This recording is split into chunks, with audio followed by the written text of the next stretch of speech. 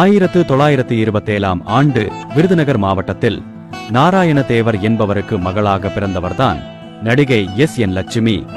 64 வருட சினிமா வாழ்க்கையில் 6000 நாடகங்களிலும் 1500 திரைப்படங்களிலும் நடித்த ஒரே நடிகை லக்ஷ்மி அம்மா அவர்கள்தான்.